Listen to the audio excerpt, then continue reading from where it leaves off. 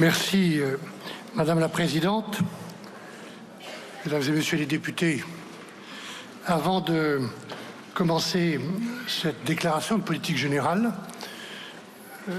je veux simplement vous dire l'émotion qui était la mienne et celle, j'en suis sûr, de chacune et de chacun des membres du gouvernement en prenant part avec vous toutes et vous tous à cette minute de silence à la mémoire de Philippine.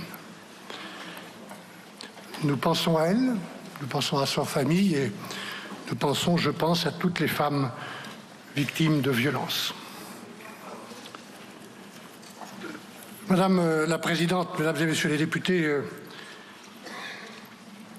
au moment de m'adresser à vous pour la première fois, en tant que Premier ministre, j'ai conscience de la gravité et de l'importance de ce moment pour notre action commune au service du pays et pour les Français qui nous regardent et qui nous écoutent.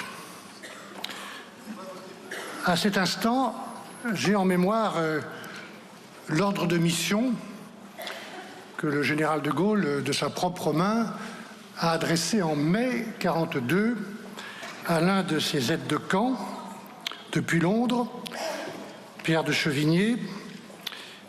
Il l'envoyait à Londres pour tenter de créer une antenne de la France libre aux États-Unis.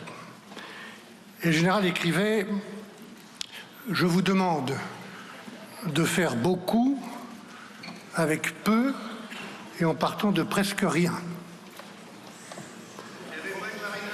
Des décennies plus tard, dans un moment heureusement moins dramatique, cette exigence faire beaucoup avec peu, c'est la vie quotidienne de beaucoup de nos compatriotes. Les policiers, les gendarmes, les pompiers, les militaires qui assurent notre sécurité dans des conditions toujours plus dangereuses.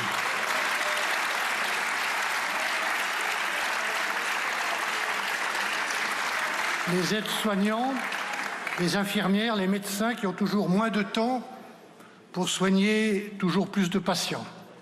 Les professeurs, les éducateurs qui font tant d'efforts pour transmettre à nos jeunes le goût d'apprendre et l'esprit de citoyenneté. Pour les personnes en situation de handicap et toutes les associations qui se battent pour l'accessibilité et contre les discriminations. Pour les bénévoles qui donnent leur temps, leur énergie pour les autres. Pour les parents aussi qui connaissent des fins de mois difficiles et se sacrifient souvent pour donner le meilleur à leurs enfants. Et enfin, aussi pour ces enfants des milieux modestes qui, par leur mérite, avec le soutien de l'école de la République, parviennent à s'engager sur des chemins de vie désirés et non subis. Mesdames et Messieurs les députés, comme chacun de celles et de ceux que je viens de citer, et combien d'autres, nous sommes collectivement sur une ligne de crête. Nous devons faire beaucoup. Et si nous n'arrivons pas à faire beaucoup dans tous les domaines, nous devons faire bien pour répondre aux attentes des Français et des Français. Et nous devons faire avec peu, dans une économie de moyens et de ressources, j'y reviendrai.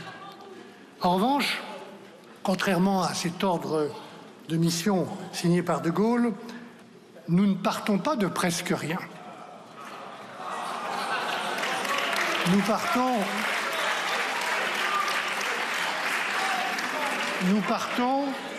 Je pars avec le gouvernement d'un vote populaire qui vous a élus, Mesdames et Messieurs les députés, et qui traduit des attentes fortes, urgentes, justifiées. Service public plus efficace, sécurité au quotidien, mais aussi, j'en suis convaincu, pour que notre pays retrouve le chemin de l'apaisement, de la fraternité, de l'espérance. Nous partons d'une France forte, de la compétence, de la capacité d'innovation de ceux qui travaillent, produisent, entreprennent, ici en métropole, mais aussi outre-mer et à l'étranger. Nous partons d'une France qui, ces dernières années, je le dis comme je le pense, objectivement, a progressé dans ces domaines et dans quelques autres sous l'impulsion du chef de l'État et de ses différents gouvernements. Nous partons aussi d'une France riche de son histoire, de son patrimoine, de ses paysages, de sa biodiversité terrestre et maritime. Nous partons d'une France qui était capable de s'unir il n'y a pas si longtemps, pour encourager nos athlètes olympiques et paralympiques, pour chanter un peu partout la Marseillaise avec fierté et pour, au bout du compte, étonner le monde. Ces atouts, mesdames et messieurs les députés, madame la présidente, je les ai à l'esprit au moment où, après avoir été nommé Premier ministre par le président de la République il y a 26 jours, je viens vous présenter avec le gouvernement notre feuille de route qui tient, si vous voulez bien, en une exigence que je vais rappeler, une double exigence, en une méthode qui restera la mienne et à ce stade aujourd'hui dans 5 grands chantiers. Une exigence d'abord, la réduction de notre double dette budgétaire et écologique.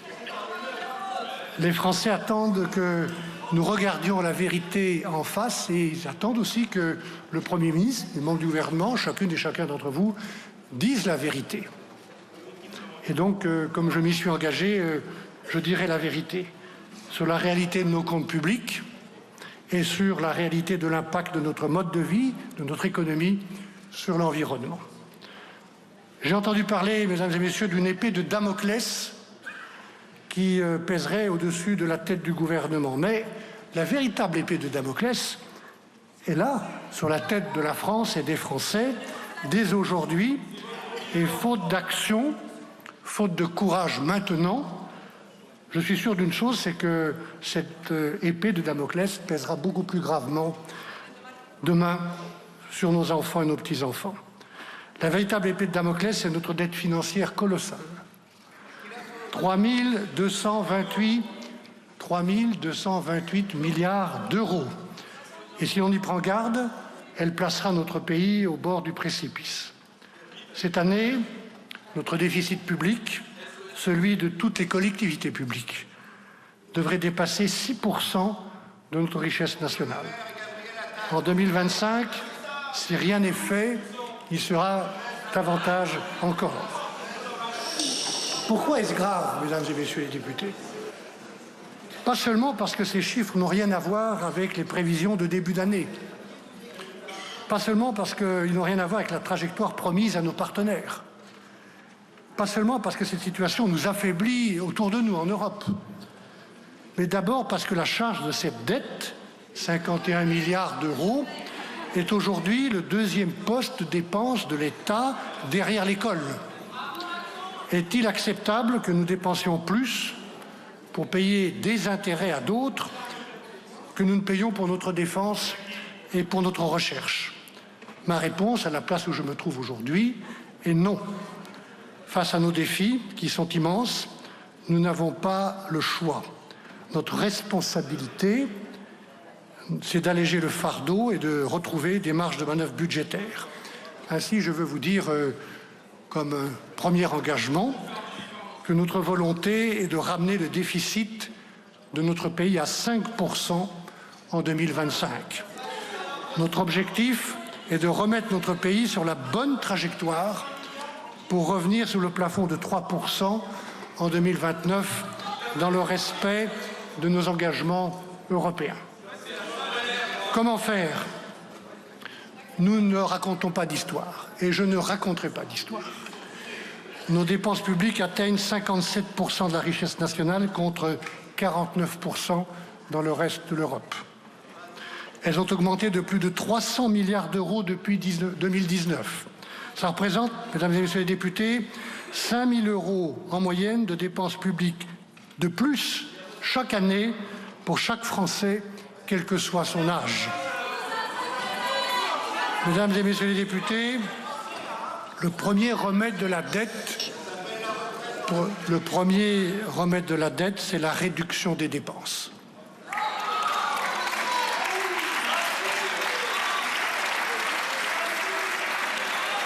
En 2025, Les 2/3 de l'effort de redressement viendra donc de la réduction des dépenses. Réduire les dépenses, c'est renoncer à l'argent madique, à l'illusion du tout gratuit, à la tentation de tout subventionner. C'est en faisant des choix avec responsabilité, et j'utilise ce mot avec gravité, que nous pourrons être capables d'investir dans des actions qui améliorent la vie des Français dans la durée. Ces choix, nous les ferons avec une attention particulière aux plus fragiles, pour qui les services de santé, d'éducation, de cohésion sociale sont essentiels. Ces choix, nous les ferons avec les collectivités locales, pas contre elles ni sans elles, en trouvant ensemble la juste part que chacun doit prendre à l'effort collectif. Réduction de la dépense. Le deuxième remède, c'est l'efficacité de la dépense publique. Nous sommes champions des dépenses publiques, mais pour quel résultat? Est-il normal que le coût de l'éducation d'un élève français soit supérieur à celui de nos voisins, alors que nos professeurs sont souvent moins bien payés? Est-il acceptable que les services de l'État louent à prix d'or des locaux au cœur de Paris quand un déménagement dans des départements limitrophes permettrait de faire des économies, de participer à la rénovation urbaine, comme d'ailleurs ça a été prouvé en Seine-Saint-Denis avec l'organisation des Jeux Olympiques. Trop souvent, nos concitoyens ont l'impression, mesdames et messieurs les députés, et vous les entendez, de ne pas en avoir pour leurs impôts. Nous ferons donc la chasse aux doublons, aux inefficacités, aux fraudes, aux abus du système et aux rentes injustifiées. Réduction de la dépense publique, efficacité de la dépense publique. Le troisième remède est d'ordre fiscal. Nos impôts sont parmi les plus élevés du monde. Les baisses d'impôts décidées depuis 7 ans et les mesures prises pendant la crise du Covid ont aidé, c'est la vérité, beaucoup de Français, beaucoup d'entreprises, et redonné de l'oxygène dans une situation inédite et grave. Mais la situation de nos comptes demande aujourd'hui un effort ciblé, limité dans le temps, un effort partagé dans une exigence de justice fiscale. Ce partage de l'effort nous conduiront à demander une participation au redressement collectif aux grandes et aux très grandes entreprises qui réalisent des profits importants. Nous le ferons sans remettre en cause notre compétitivité. Il n'y a en réalité pas de partage et pas de redistribution possible s'il n'y a pas en amont de l'activité et de la production sur notre territoire. Cette exigence nous conduira également à demander une contribution exceptionnelle aux Français les plus fortunés, afin d'éviter des stratégies de défiscalisation des plus gros contribuables. Et puis enfin, cette fois-ci dans la durée, nous lutterons résolument contre la fraude fiscale et contre la fraude sociale, y compris en sécurisant les cartes vitales pour éviter le versement indu d'allocations.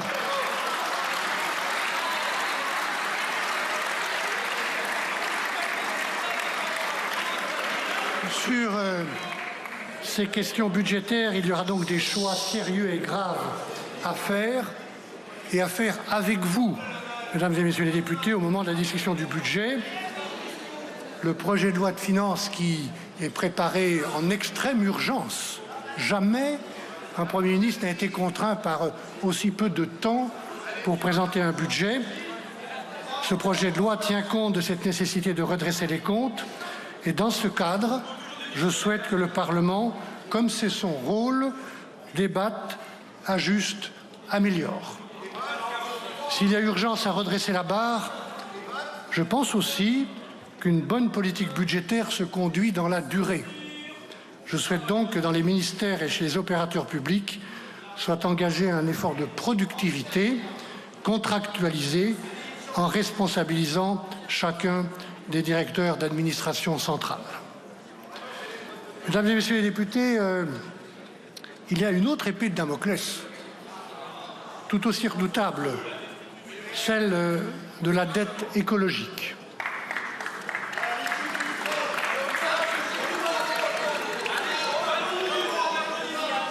Nous n'héritons pas la terre de nos ancêtres, nous l'empruntons à nos enfants.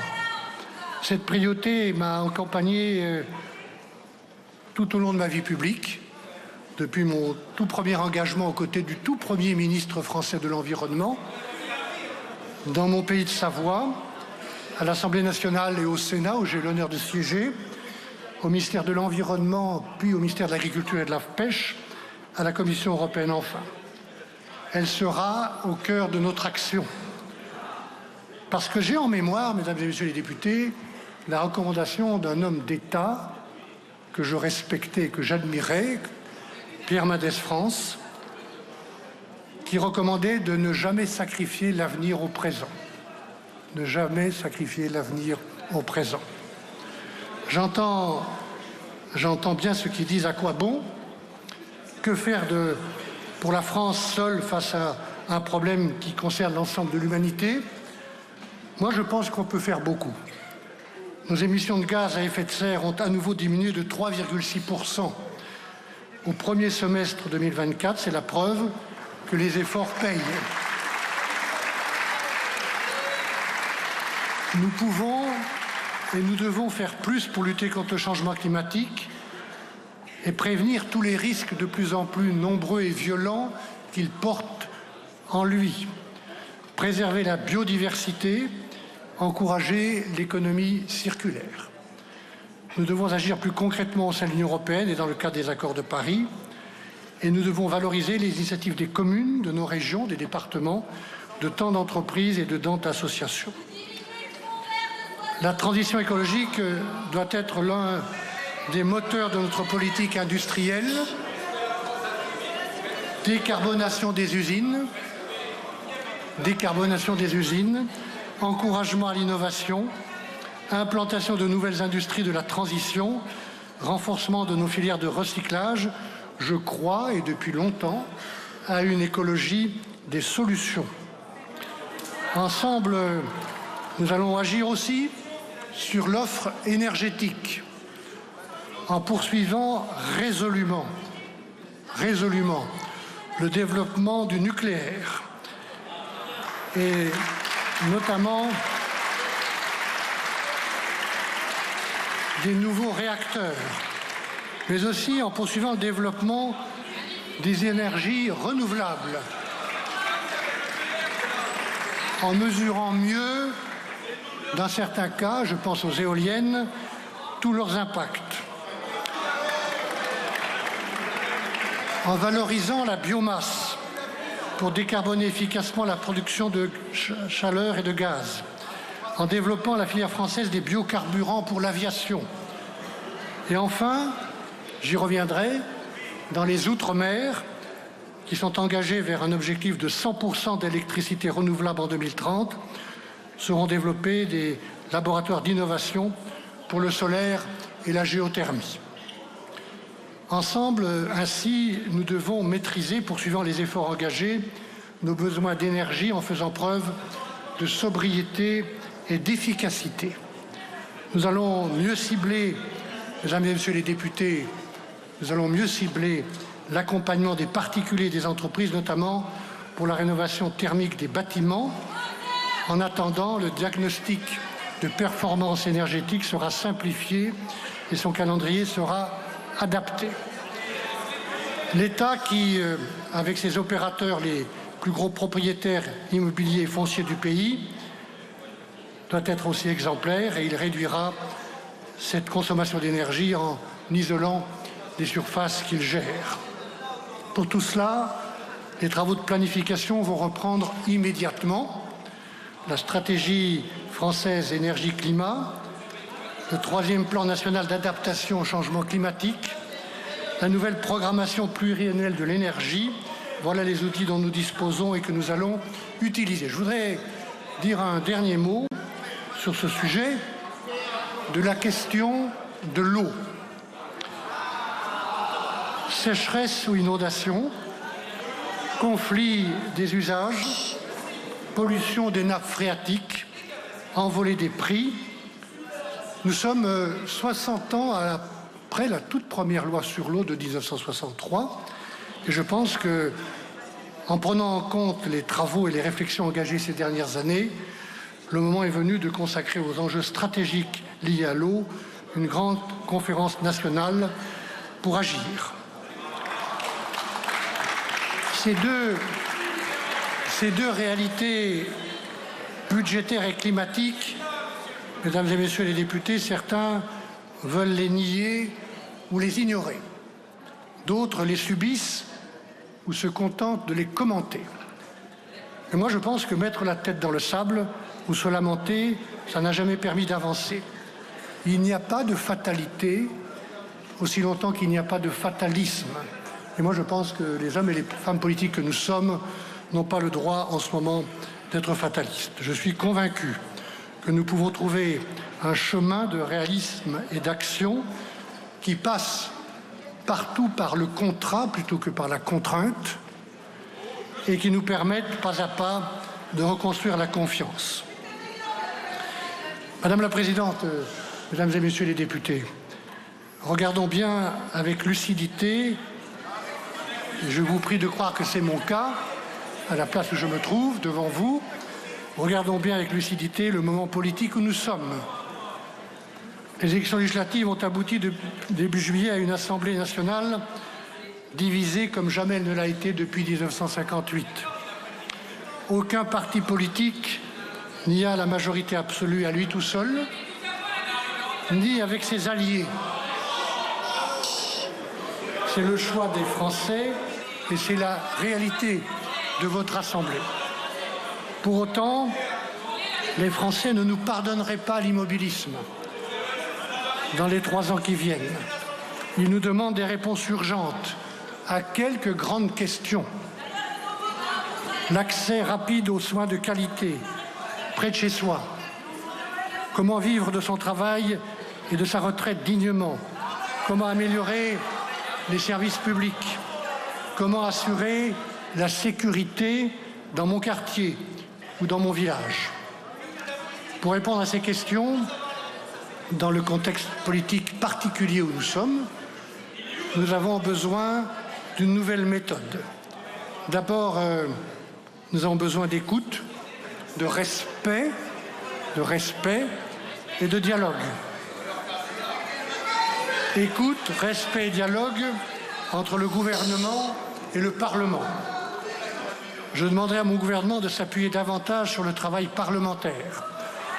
Propositions de loi, amendements, recommandations des commissions d'enquête ou d'information, évaluation des politiques publiques. Cela vaut, mesdames et messieurs les députés, évidemment, pour les groupes ici à l'Assemblée nationale ou au Sénat, dont certains membres sont désormais membres du gouvernement et que je remercie pour leur soutien. Cela vaut aussi pour tous les autres groupes. Je souhaite qu'il y ait moins de textes et qu'il y ait plus de temps pour en débattre. Je suis également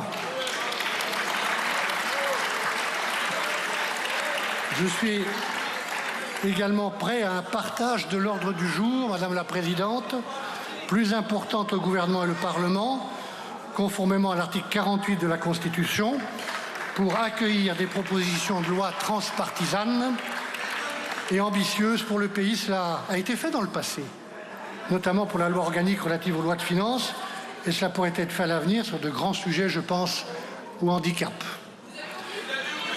Écoute, respect à l'égard de toutes les forces politiques et de toutes les sensibilités politiques à l'Assemblée nationale et au Sénat.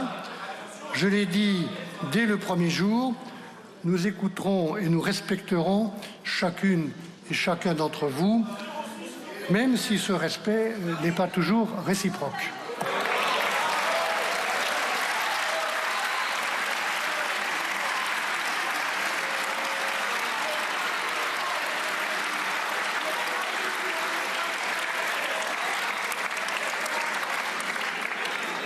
Enfin, j'ai bien entendu les appels à davantage de représentativité. Je suis prêt, le gouvernement est prêt à une réflexion et une action sans idéologie sur le scrutin proportionnel. Il est déjà mis en œuvre au Sénat et dans les collectivités. Il est pratiqué à des degrés différents d'ailleurs chez beaucoup de nos voisins. Écoute, respect, confiance dans les partenaires sociaux. J'ai souhaité immédiatement consacrer le temps de l'écoute à tous les partenaires syndicaux et professionnels que j'ai vus cette semaine. Je pense que la situation dans laquelle nous sommes requiert un renouveau du dialogue social et une relation exigeante et constructive avec l'État. Je fais confiance, mesdames et messieurs les députés, aux partenaires sociaux pour s'engager dans cet esprit et négocier dès les prochaines semaines sur l'emploi des seniors, sur notre système d'indemnisation du chômage. Ils sont, de mon point de vue, les mieux placés pour apporter des solutions. Sur les retraites aussi, il faudra reprendre le dialogue. Il est impératif de préserver l'équilibre durable de notre système de retraite par répartition. Pour autant, certaines limites de la loi votée le 15 avril 2023 peuvent être corrigées. Les questions des retraites progressives, de l'usure professionnelle, de l'égalité entre les femmes et les hommes face à la retraite méritent mieux que des fins de non-recevoir. Sur ces sujets, nous proposons aux partenaires sociaux de réfléchir à des aménagements raisonnables et justes de la loi. Écoute, dialogue, contractualisation aussi avec les collectivités locales et les élus locaux qui font chaque jour la preuve de leur courage et de leur engagement. Je me fais, mesdames et messieurs, depuis très longtemps, une très haute idée du rôle des collectivités locales dans la République. 40 ans après les grandes lois de décentralisation, il nous faut bâtir un nouveau contrat de responsabilité entre les collectivités locales et l'État. Nous respecterons les compétences de ces collectivités et nous regarderons les possibilités de les augmenter et de les renforcer. C'est dans cet esprit en particulier que le ministre du partenariat avec les territoires et la décentralisation reprendra le dialogue avec les élus et les responsables socio-économiques, notamment de la collectivité de Corse. Écoute, respect et compte à rendre aux Françaises et aux Français qui ont des choses à dire et souvent de bonnes solutions à proposer. Je n'ai jamais pensé que les bonnes idées tombaient toujours d'en haut et qu'il fallait écouter les gens sur le terrain. Voilà pourquoi, Madame la Présidente, Mesdames et Messieurs les députés, je vais mettre à l'étude une idée, Madame la Présidente, que vous aviez vous-même soutenue, celle d'organiser régulièrement, une fois par an ou tous les 2 ans, une journée nationale de consultation citoyenne. Ce jour-là, dans mon esprit, mais ça mérite un débat, toutes les mairies seraient ouvertes et Internet utilisé, et chaque niveau de collectivité, la commune, l'intercommunalité, le département, la région et l'État, aurait la possibilité, la faculté de poser une question aux citoyens et d'ouvrir un débat pour éclairer cette question. Écoute, respect, dialogue, enfin, avec 3 millions de Français qui vivent dans nos départements et territoires d'outre-mer et qui font vivre la France dans 3 océans. Nos 12 départements et territoires sont une partie essentielle de notre pays. Le gouvernement dialoguera avec ces territoires en respectant leurs spécificités, leur culture, leur diversité et en entretenant des relations suivies avec leurs élus. Nous reprenons avec le ministre des Outre-mer, placé auprès de moi, le fil de la concertation avec les parlementaires et les élus locaux. Je présiderai dans cet esprit, durant le premier trimestre 2025, un comité interministériel des Outre-mer afin, avec les élus et les organisations professionnelles, de valoriser les ressources propres, agricoles, forestières, maritimes, énergétiques, au bénéfice direct, le plus direct de leurs habitants. Ensemble, je pense que nous devons aussi lutter rapidement contre la vie chère qui frappe nos compatriotes dans ces territoires et dans des départements. Si vous me le permettez, je voudrais, mesdames et messieurs les députés, dire un mot particulier à propos de la Nouvelle-Calédonie, dont je salue amicalement et cordialement les élus qui sont ici.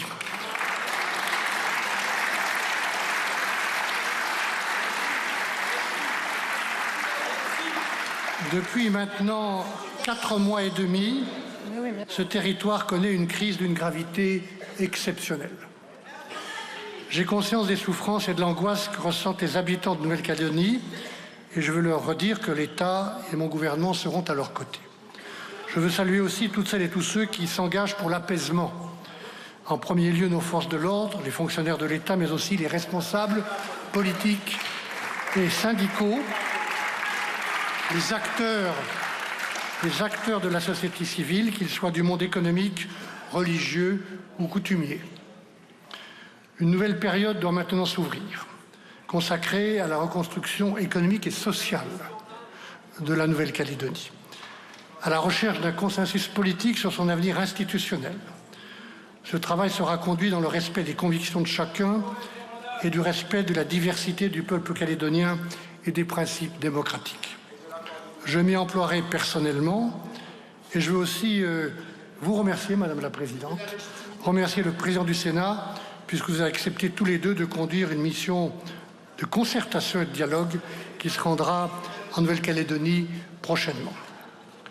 Afin de garantir une gestion dans la durée de l'ensemble des enjeux calédoniens, les discussions ont été depuis quelques jours et seront soutenues à Paris et en Nouvelle-Calédonie par une délégation interministérielle placée auprès du Premier ministre et du ministre de l'Outre-mer. Je suis en mesure d'annoncer, en accord avec le Président de la République, la décision de reporter les élections provinciales jusqu'à fin 2025. Les assemblées parlementaires auront donc prochainement à se prononcer sur ce report par une loi organique. Le projet de loi constitutionnelle sur le dégel du corps électoral, adopté en mai dernier par les assemblées parlementaires, ne sera pas soumis au Congrès, comme le confirmera le Président de la République aux élus de Nouvelle-Calédonie, comme il a l'intention de le faire en les réunissant au mois de novembre. Mesdames et messieurs les députés, avec l'écoute et le dialogue, nous avons besoin de renforcer l'efficacité de l'action publique. Nous allons reprendre avec vous le chantier ouvert par la loi simplification. Mais tous les progrès ne passent pas par la loi. Bien des améliorations peuvent être mises en place par des mesures de mutualisation, de simplification, de déconcentration. J'étais il y a quelques jours dans mon pays de Savoie pour visiter l'une des maisons France Service. Merci Jacqueline Gouraud et d'autres.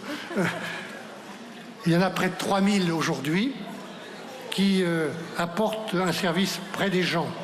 Et j'ai vu des citoyens, parfois âgés, souvent en difficulté, y trouver l'aide administrative dont ils avaient besoin.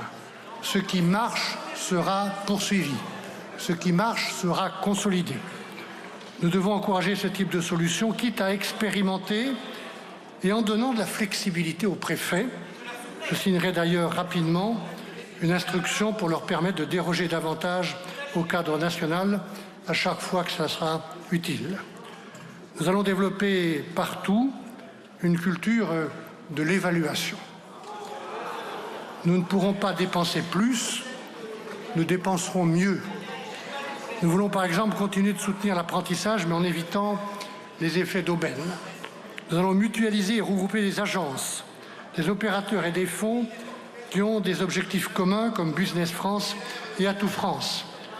Nous devons mieux détecter ensemble, sans doute, mesdames et messieurs les députés, les cas de surtransposition des normes européennes qui pénalisent la compétitivité de nos entreprises et de nos exploitations agricoles. Enfin, pour conserver ou reconstruire une vraie capacité de prospective, et j'ai toujours pensé que les acteurs publics, députés, membres du gouvernement en ont besoin, nous fusionnerons France Stratégie avec le Haut Commissariat au Plan. Il y a dans les services de l'État, de l'intelligence, de l'expertise qui peuvent être utilisés, mieux utilisés, sans avoir recours à des cabinets de conseil privés.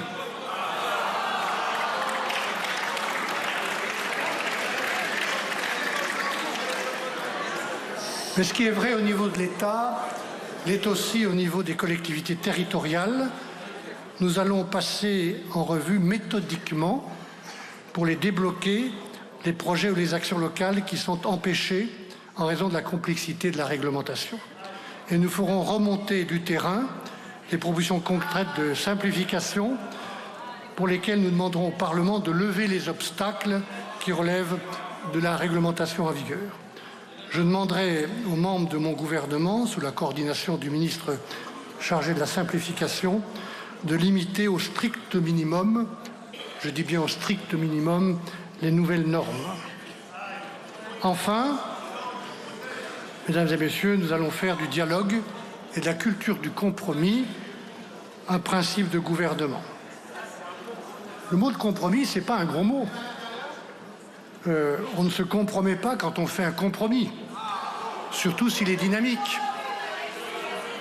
Michel Rocard ne disait d'ailleurs pas autre chose dans sa propre déclaration de politique générale en 88, et j'ai le souvenir qu'Édouard Philippe avait lui-même fait référence à cette déclaration de Michel Rocard dans la sienne en 2017. Je le cite, « Nos priorités ne sont pas celles d'une moitié de la France contre l'autre moitié, mais celles de tous les Français. Défaire ce que les autres ont fait, faire ce que les autres déferont, voilà bien le type de politique dont les électeurs, dont vos électeurs, ne veulent plus. » Et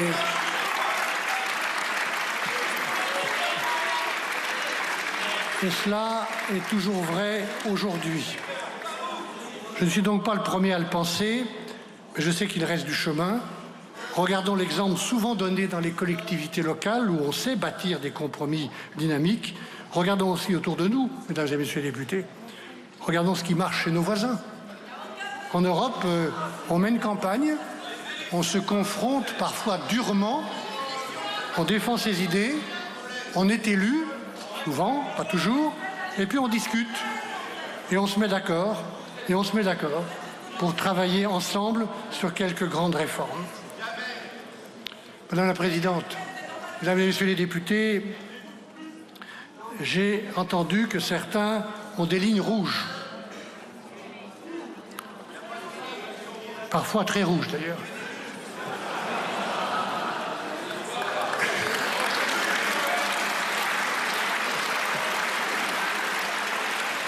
J'ai même... Mais il se trouve que, acceptant la proposition du président de la République d'être le Premier ministre de notre pays, j'ai, depuis ce moment-là, gardé en mémoire mes propres lignes rouges, qui sont celles d'ailleurs de tout le gouvernement. Il n'y aura aucune tolérance à l'égard du racisme et de l'antisémitisme.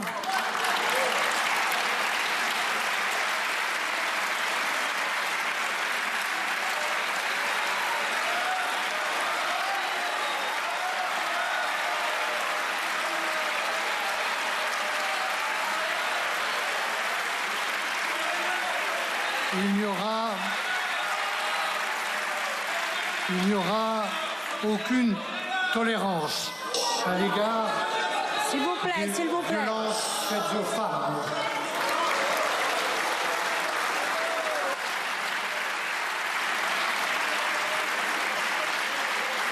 Il n'y aura aucune tolérance à l'égard du communautarisme.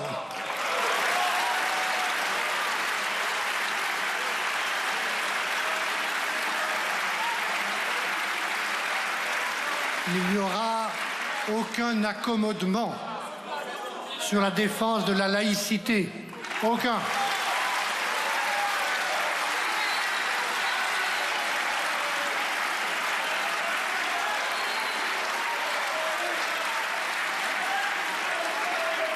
Nous n'accepterons aucune discrimination. Nous n'accepterons aucune remise en cause des libertés conquises au fil des ans Je pense à la loi portée par Simone Veil sur l'IVG.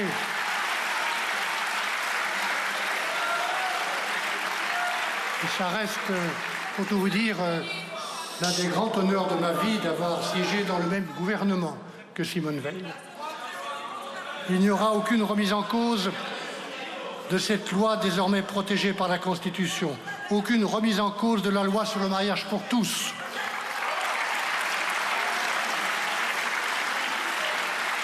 Et aucune remise en cause des dispositions législatives sur la PMA. Mesdames et messieurs les députés, depuis le premier jour de mon engagement politique, depuis le début de mon travail parlementaire, ici même à l'Assemblée nationale, quand j'ai eu l'honneur d'en être le Benjamin, depuis cette époque, je me fais une certaine idée de la République et de ses institutions. Et un peu de silence. Et c'est cette idée qui animera aussi longtemps que vous le déciderez, et c'est bien vous qui le déciderez, aussi longtemps que vous le déciderez, c'est cette idée qui animera l'action de mon gouvernement. Un gouvernement que j'ai voulu équilibré, représentatif, pluriel, avec comme seule boussole l'intérêt général de notre pays.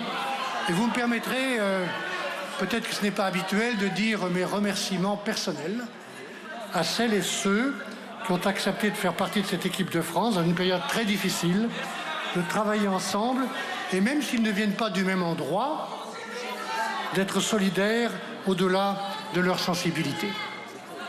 Un gouvernement qui ne fera pas de miracle, je l'ai dit lors de ma toute première visite aux côtés des équipes du SAMU de Paris à l'hôpital Necker, tant le chemin est escarpé. Mais un gouvernement qui est prêt à gravir un à un les obstacles et à s'efforcer de répondre aux préoccupations des Français. Mesdames et messieurs les députés, la déclaration de politique générale que je suis en train de prononcer devant vous, c'est souvent l'occasion de passer en revue toutes les politiques animées dans notre pays par des agents publics dont je salue l'efficacité, le sens du service et le dévouement. Mais cette tentation de l'exhaustivité, elle se heurte à l'urgence d'apaiser, de trouver des solutions. Voilà pourquoi je vais me concentrer dans cette deuxième partie sur 5 grands chantiers prioritaires. Le premier chantier concerne le niveau de vie des Français. Notre objectif est que tous les Français frappés par la vie chère constatent dès l'année prochaine une amélioration de leur niveau de vie. Pour cela, nous avons besoin d'une économie vigoureuse où chacun puisse bien vivre des fruits de son travail.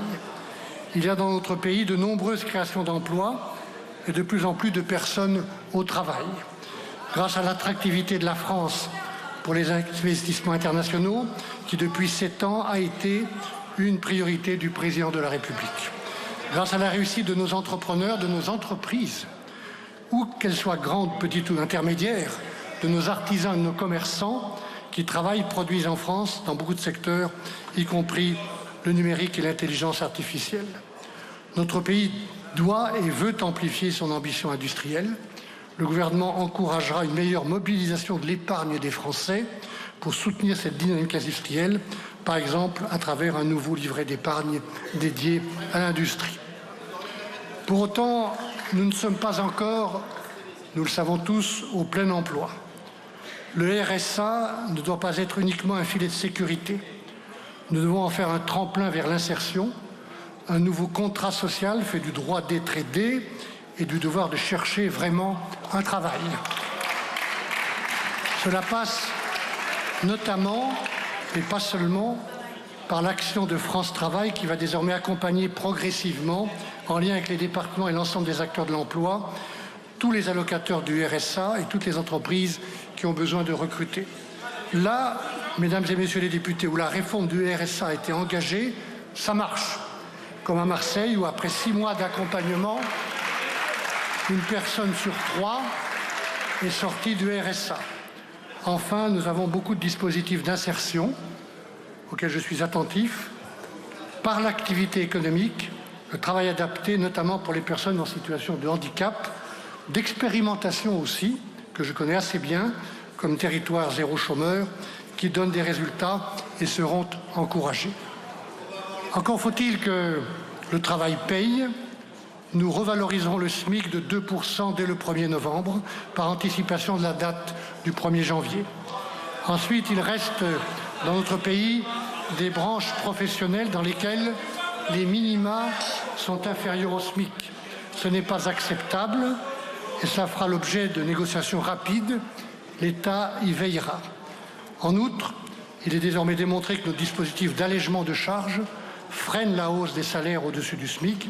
Nous le reverrons. Enfin, mesdames et messieurs, et n'en soyez pas étonnés, plus d'un demi-siècle après une déclaration prémonitoire du général de Gaulle, nous allons relancer la participation, l'intéressement et l'actionnariat salarié, pas seulement dans les grandes entreprises. Le niveau de vie des Français dépend aussi de leur salaire. Il dépend aussi des prix. La baisse de l'inflation est très nette dans les tableaux économiques. Il faut maintenant la répercuter sur les factures d'électricité et à la caisse du supermarché. Il faut aussi, mesdames et messieurs les députés, agir sur le logement. C'est le premier poste de dépense des Français. La baisse des taux d'intérêt est une bonne nouvelle pour relancer les crédits immobiliers, mais l'État et les collectivités territoriales doivent amplifier ce signal pour créer de la croissance et revitaliser la construction de logements. Pour construire, il faut du foncier. Nous devons faire évoluer de manière pragmatique et différenciée la réglementation zéro artificialisation nette pour répondre aux besoins essentiels de l'industrie et du logement. Dans un contexte de crise du secteur de la construction, il nous faut des mesures rapides pour l'investissement locatif et l'accession à la propriété, notamment chez les primo-accédants, pour lequel le gouvernement est favorable à l'extension du prêt à taux zéro sur tout le territoire. D'autre part, nous allons simplifier au maximum les normes qui pèsent sur la construction de logements neufs ou la réhabilitation des logements anciens. Quant au logement social, il ne devrait être normalement qu'une étape. Les bailleurs doivent pouvoir réexaminer régulièrement la situation de leurs locataires afin d'adapter les loyers à leurs ressources. C'est aussi une mesure de justice sociale. Pour faciliter l'accession sociale à la propriété, il y a, j'en suis sûr, des mesures innovantes à trouver avec les offices HLM et nous y sommes prêts.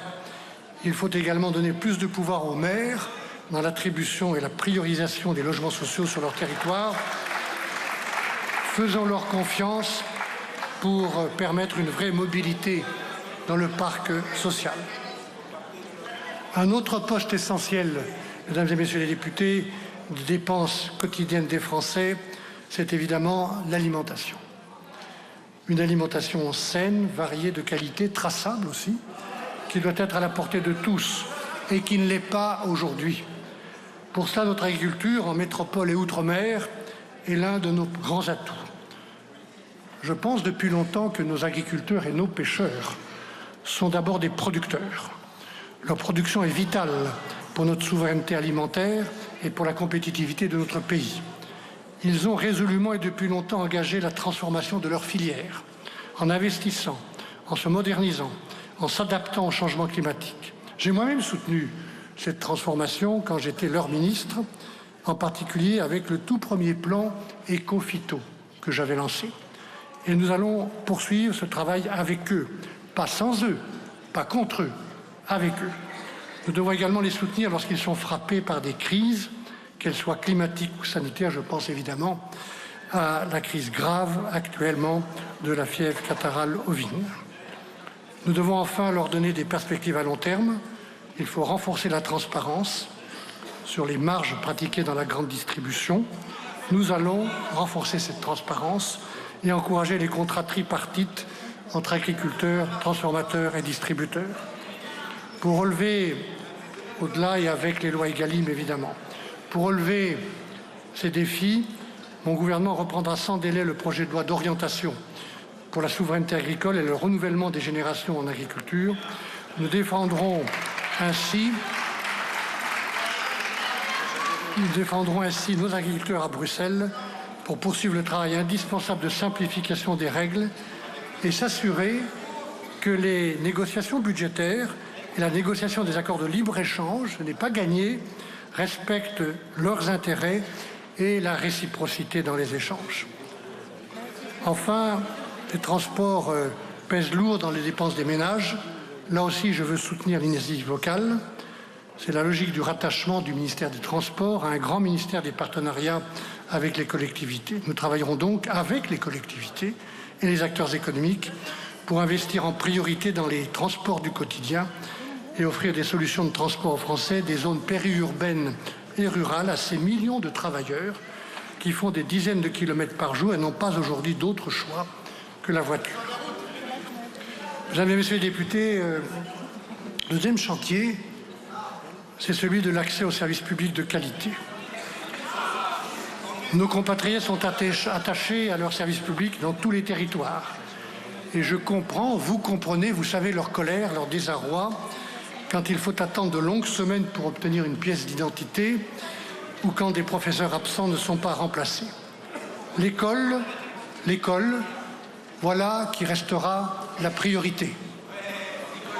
Celle de donner à tous nos enfants une école qui leur permette d'apprendre, de forger leur jugement à force de travail, de prendre leur avenir en main et ainsi de participer à l'avenir du pays. J'ai confiance dans la qualité et l'engagement des enseignantes et des enseignants et de tous les personnels de l'éducation nationale. Ils doivent être partout protégés et respectés.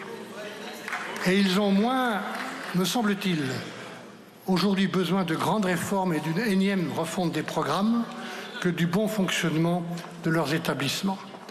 Ensemble, nous voulons renforcer l'attractivité de la mission d'enseigner. Ensemble, nous devons trouver des réponses aux défis posés par le remplacement des professeurs absents. Au-delà des améliorations en termes d'organisation et de formation, ne pourrait-on pas, par exemple, faire plus et mieux appel à des professeurs retraités volontaires, y compris pour accompagner leurs plus jeunes collègues? Ensemble, nous devons travailler pour que toute notre jeunesse ait accès à la culture et au sport. C'est la trace durable que doivent laisser les Jeux olympiques et paralympiques. Ensemble, avec les parents, nous pouvons trouver des solutions pour mieux soutenir les élèves en difficulté, consolider les savoirs fondamentaux, améliorer l'accessibilité des élèves en situation de handicap et l'inclusion scolaire, continuer la lutte sans merci contre le harcèlement à l'école et sur les réseaux sociaux. Ensemble, nous devons investir dans les équipes et les dispositifs d'orientation pour mieux accompagner nos élèves dans leur choix d'avenir et nous continuerons à valoriser les filières professionnelles. Ensemble, nous devons aussi développer le service public de la petite enfance. C'est le lieu des premiers apprentissages et des premières protections, en particulier contre le danger des écrans. Avec l'école, la santé est au cœur des préoccupations des Français. Là aussi, nous devons trouver des solutions de terrain qui fonctionnent pour les patients et avec tous les professionnels de santé pour deux immenses défis que sont le fonctionnement de l'hôpital et la lutte contre les déserts médicaux. La lutte contre les déserts médicaux et contre la pénurie de soignants sera l'une des priorités du gouvernement. Le temps est révolu où l'on avait la crainte de former trop de médecins. Nous allons amplifier l'effort engagé. Je sais, mesdames et messieurs les députés, votre incompréhension à propos de la diminution des postes d'internes cette année. En 2025, la dynamique va reprendre fortement puisqu'il y aura 11 000 internes contre 8 500 cette année. Nous allons travailler avec tous ceux qui le voudront à ce que j'appellerai un programme nouveau, un programme Hippocrate, pour lequel les internes, français et étrangers, s'engageraient volontairement pour une période donnée et grâce à l'accompagnement de l'État et des collectivités à exercer dans les territoires qui manquent le plus de médecins. Nous allons nous inspirer de ce qui marche.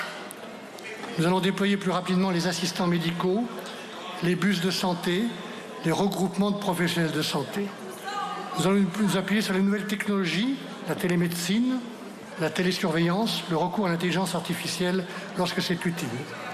Et puisque rien ne remplace le contact humain, pourquoi là aussi, là encore, ne pas s'appuyer davantage sur des médecins retraités en leur permettant de reprendre du service avec un cumul favorable entre rémunération et retraite.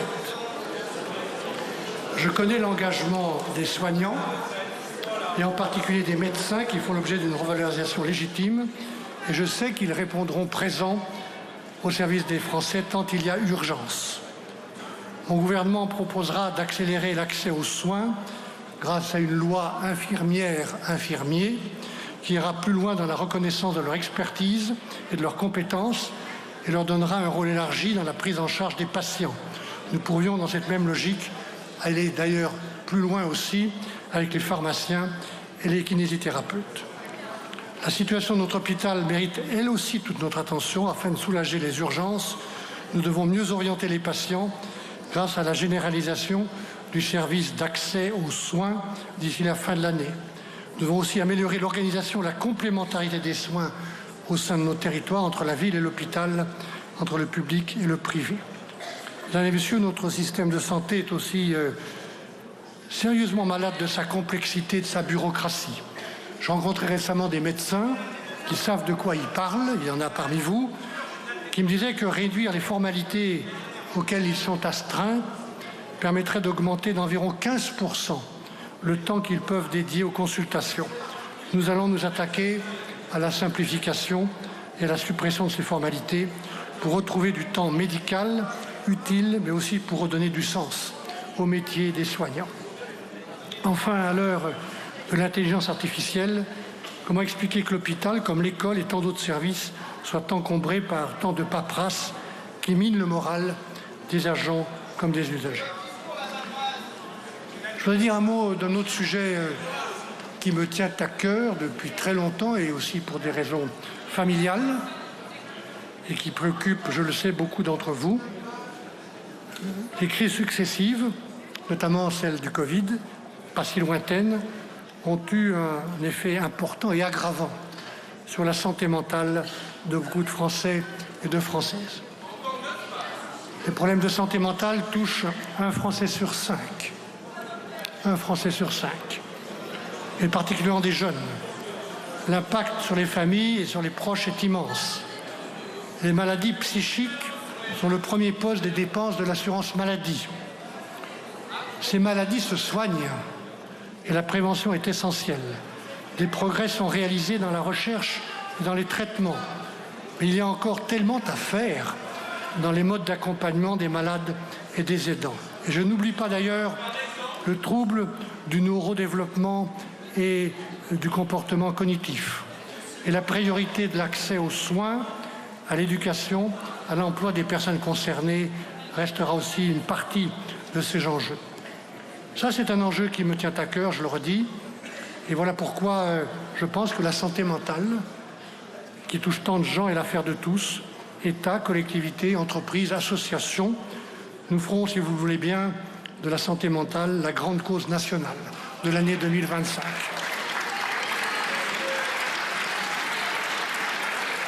Enfin, dans tous les domaines de la santé, la politique de prévention guidera notre action.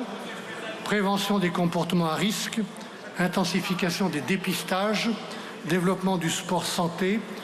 Nous investirons et nous mènerons ces chantiers avec énergie car ils sont la seule manière d'améliorer durablement notre espérance de vie en bonne santé. Mesdames et messieurs les députés, Madame la Présidente, le troisième chantier, c'est la sécurité au quotidien. Les Français nous demandent d'assurer la sécurité dans chaque territoire. Sur ce point, nous allons généraliser la méthode expérimentée pendant les Jeux Olympiques et Paralympiques. Partout sous l'autorité des préfets et des procureurs, un plan d'action sera déployé dans chaque département par la police et la gendarmerie nationale, en liaison avec les autres acteurs locaux de la sécurité, à commencer par les polices municipales. Les résultats doivent être rapides et concrets, visibles, avec des points de situation réguliers. Les Français, tous les Français, ont besoin d'être rassurés par la présence de nos forces. Elles seront encore plus visibles et présentes sur la voie publique, ainsi que dans les villes et les villages de France. C'est l'objectif poursuivi par la création de nouvelles brigades de gendarmerie qui sera confirmée et continuée.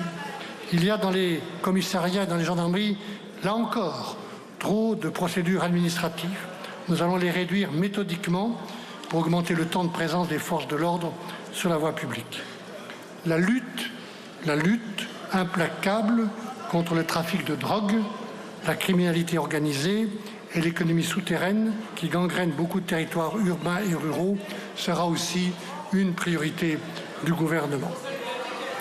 Les Français, si nous les avons bien entendus, s'attendent à ce que des sanctions interviennent rapidement quand elles sont justifiées.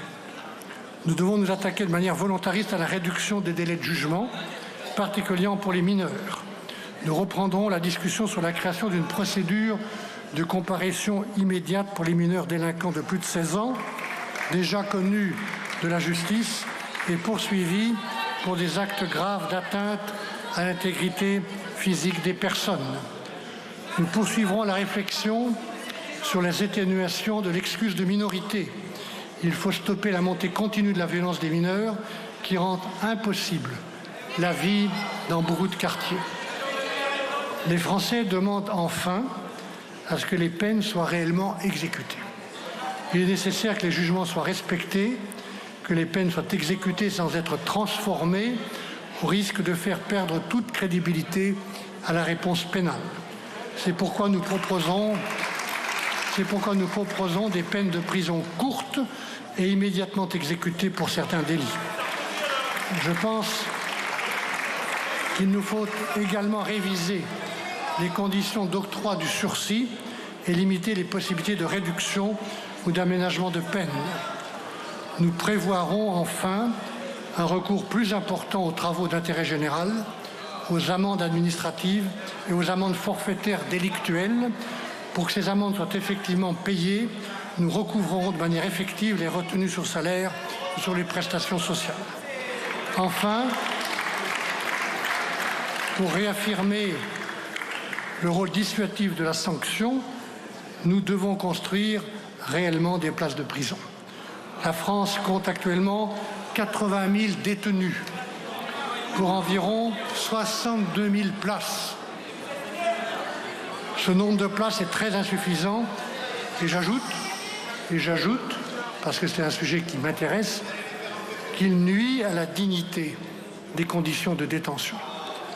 Il est donc urgent de construire de nouvelles places de prison, déjà engagées par les gouvernements précédents, mais devant l'ampleur du chantier, il faut aussi diversifier les solutions d'enfermement ou de surveillance effective en fonction du profil de la personne détenue et de la peine prononcée, notamment pour les mineurs délinquants.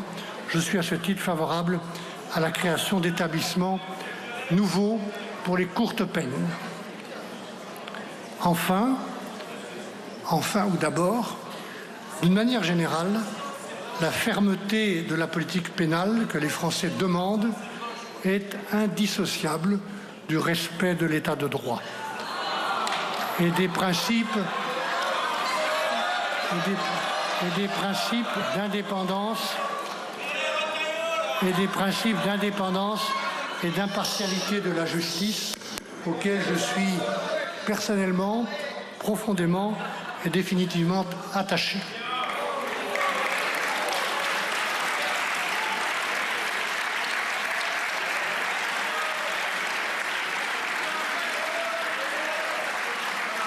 Nous avons besoin, mesdames et messieurs les députés, c'est notre 4e chantier, d'une politique de maîtrise de l'immigration.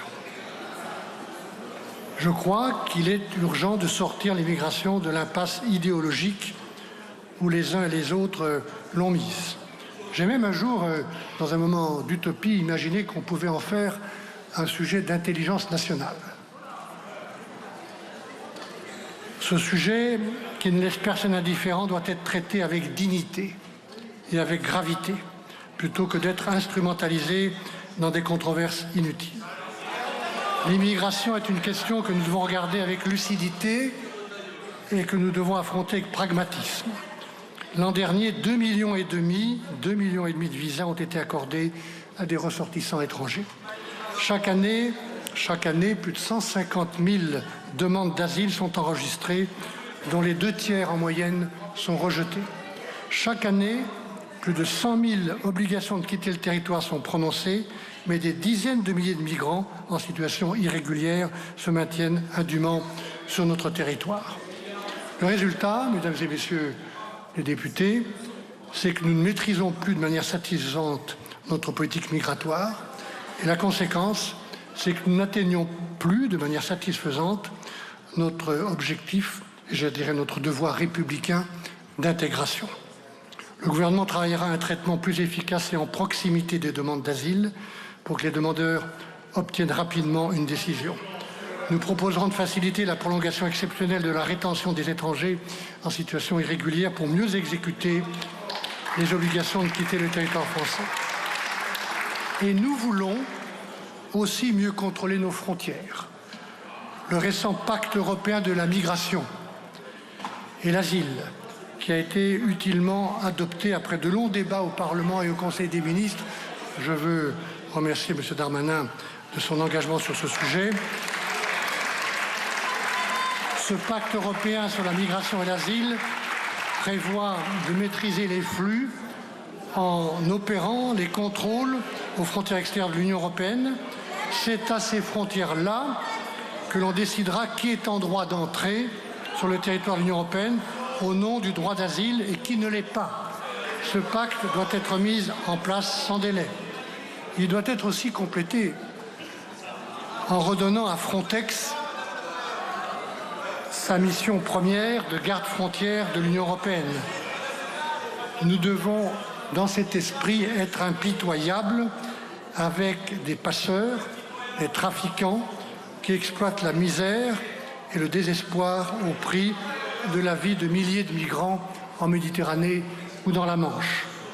Enfin, la France continuera aussi longtemps que nécessaire à rétablir des contrôles à ses propres frontières, comme le permettent les règles européennes et comme l'Allemagne vient de le faire. Les Français nous demandent aussi de trouver des solutions avec les pays d'origine et les pays de transit. Le gouvernement ne s'interdira pas de conditionner davantage l'octroi de visas à l'obtention de laissez-passer consulaires nécessaires aux reconduites à la frontière. Et nous allons poursuivre les discussions déjà engagées avec les pays concernés par certains accords bilatéraux conclus de longue date, parfois de très longue date, lorsqu'ils ne correspondent plus aux réalités d'aujourd'hui. Voilà, c'est en mettant en œuvre ces mesures strictes de maîtrise de l'immigration que nous serons, mesdames et messieurs, parce que c'est aussi l'objectif, mieux en mesure d'intégrer correctement, dignement, celles et ceux que nous choisissons d'accueillir chez nous, en leur ouvrant plus rapidement l'accès à un titre de séjour, à l'apprentissage du français, et à un logement ou à un emploi. Voilà, je voudrais enfin parler d'un dernier chantier. Je pense que nous avons besoin, dans notre pays, j'ai parlé d'apaisement, nous avons besoin dans notre pays de plus de fraternité. La formidable réussite des Jeux Olympiques de Paris et Paralympiques a encouragé la pratique sportive qui est l'une des clés pour soutenir le moral individuel et collectif des Français, l'apprentissage de ce qu'on appelle les règles du jeu, l'acceptation de l'autre, pour améliorer la santé aussi. Au-delà de belles cérémonies et des médailles françaises, la plus grande réussite de ces Jeux a été aussi de changer notre regard sur le handicap.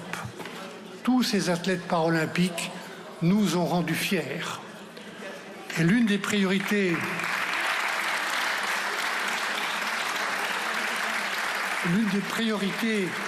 du gouvernement sera de maintenir cet élan pour résoudre les inégalités qui demeurent, pour renforcer la scolarisation, l'accessibilité des transports de l'espace public et combattre les discriminations à l'embauche.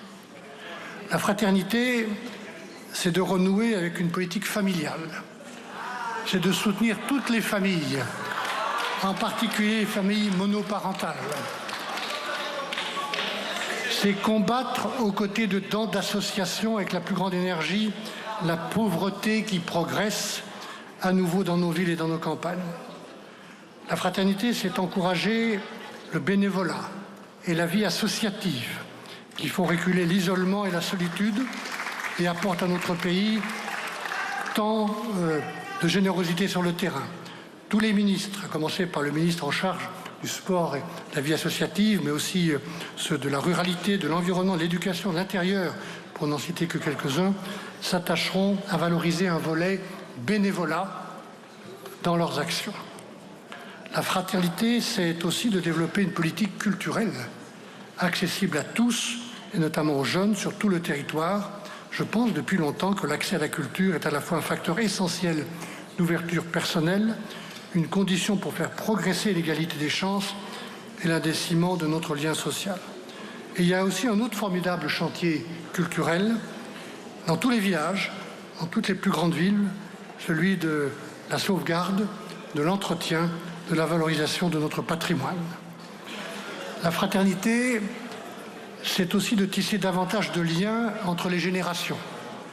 La cohabitation intergénérationnelle qui aide beaucoup de jeunes à se loger tout en aidant les plus âgés à vivre chez eux le plus longtemps possible doit être développée. Enfin, Madame la Présidente, Mesdames et Messieurs les députés, être fraternel, c'est savoir accompagner les personnes en fin de vie. Je sais l'engagement et le travail de beaucoup d'entre vous sur ce dossier grave, où d'ailleurs les opinions étaient partagées. Nous allons reprendre le dialogue avec vous, avec le Sénat, avec les soignants et les associations en début d'année prochaine sur le projet de loi dont l'examen a été interrompu par la dissolution. Et sans attendre, nos efforts en faveur du développement des soins palliatifs seront renforcés dès 2025. Voilà, Mesdames et Messieurs les députés, une double exigence, la dette financière, la dette écologique qui doivent diminuer, une méthode, le dialogue et le respect, 5 chantiers, et je sais qu'il y en a d'autres. Cette feuille de route doit nous permettre de répondre sincèrement, sérieusement, à une partie des défis de notre pays. Il me reste, si vous me le permettez, à mentionner un impératif conforme à notre histoire, à notre géographie, à notre culture, à notre langue, une belle et grande langue, à nos intérêts aussi, celui de tenir compte du monde qui nous entoure, qui est un monde de plus en plus dangereux, instable, fragile, et d'être influent dans ce monde. Je pense, avec l'expérience que donnent les responsabilités à Bruxelles, pas seulement sur le Brexit, mais aussi comme commissaire européen, que l'influence française, elle ne tombe pas du ciel, elle ne se décrète pas, elle se cultive, elle se construit pas à pas, jour après jour.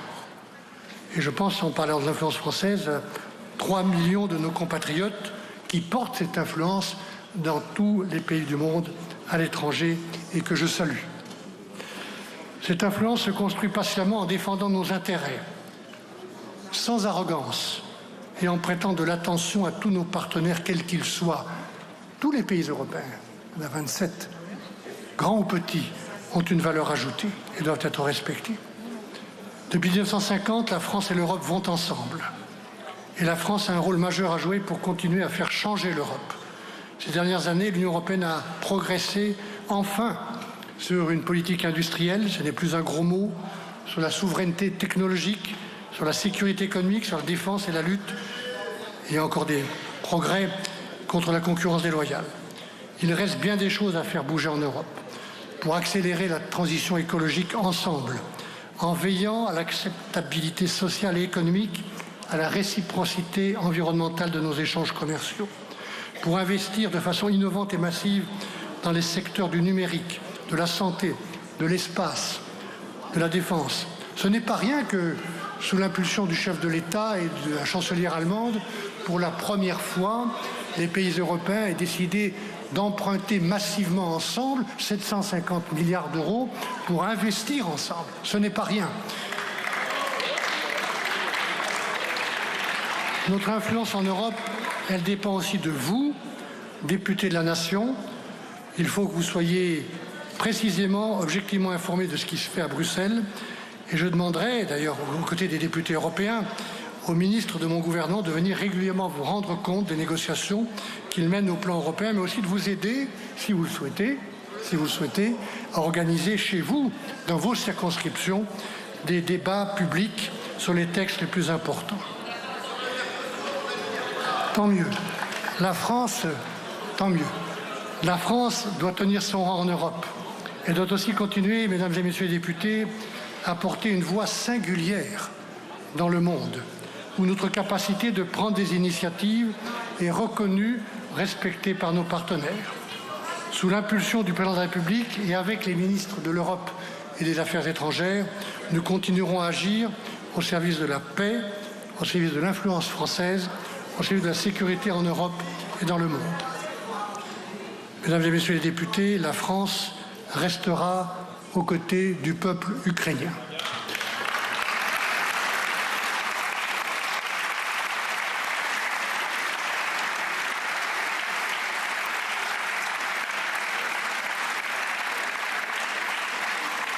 Ce peuple, 2 ans et demi après l'agression russe, continue avec courage de se battre et beaucoup de mourir pour défendre sa souveraineté, sa liberté, pour faire respecter son intégrité territoriale, mais aussi, nous devons bien le savoir et le dire, pour défendre des valeurs qui sont les nôtres et que nous avons en partage.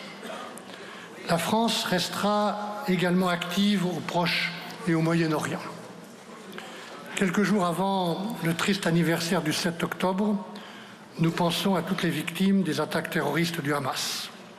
Nous pensons à tous les otages dont nous exigeons la libération et parmi eux nos compatriotes.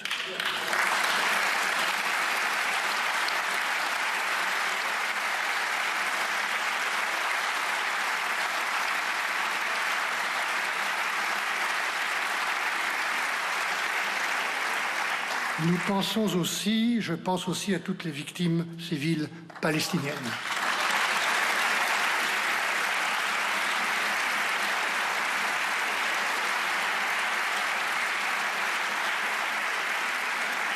Cette violence n'a que trop duré.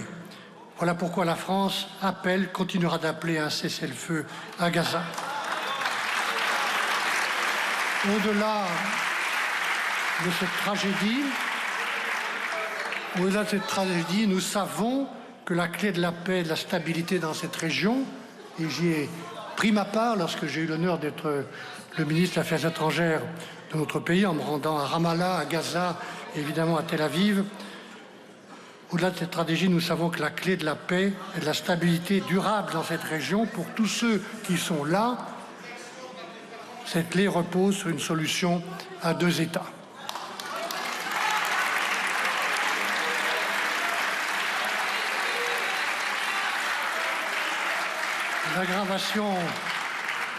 L'aggravation de la situation au Liban, un pays si proche et si cher à la France et que je connais bien, exige là aussi notre pleine mobilisation avec nos partenaires de la région, les États-Unis et européens, pour faire cesser au plus vite les hostilités qui menacent gravement la stabilité de toute cette région. Je rappelle que 20 000 de nos compatriotes vivent au Liban et que nos soldats y sont déployés au sein de la FINUL. Face à ces conflits, mesdames et messieurs les députés, face à l'instabilité persistante et grave tout autour de nous, face à toutes les menaces hybrides, l'effort de défense est évidemment nécessaire et doit être poursuivi. C'est le sens de la loi de programmation militaire pour les années 2024-2030 que nous mettrons en œuvre. Poursuivre l'effort de défense, poursuivre cet effort de défense et de solidarité, c'est aussi exprimer la reconnaissance de la nation aux militaires, en pensant aux 26 000 hommes et femmes déployés sur tous les théâtres d'opération. Et nous n'oublions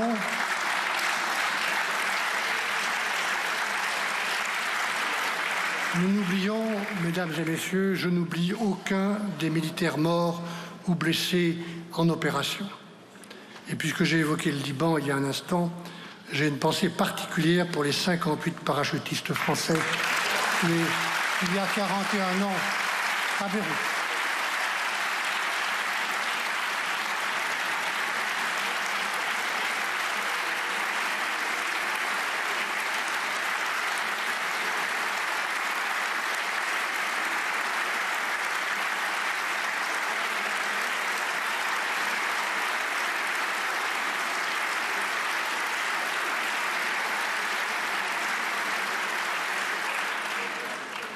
Madame la Présidente, j'en termine enfin.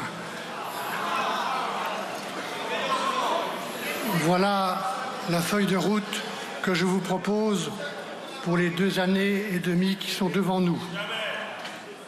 J'ai conscience des difficultés, j'ai conscience des épines, M. Chassaigne.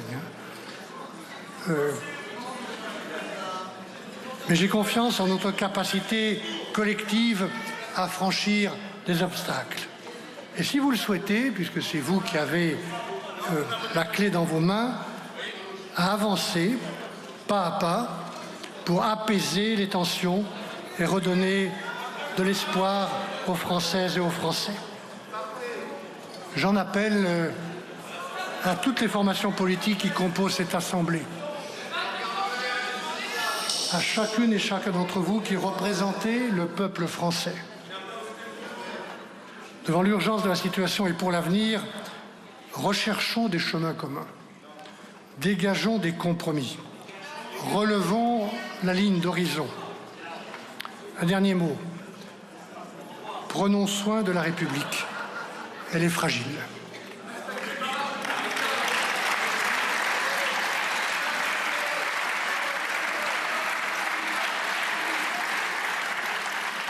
Prenons soin de l'Europe. Elle est nécessaire.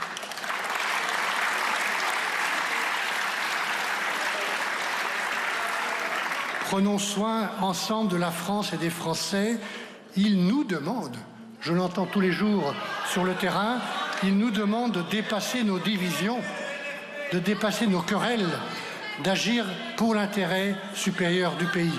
Et moi, je pense que les Français méritent notre engagement. Je vous remercie.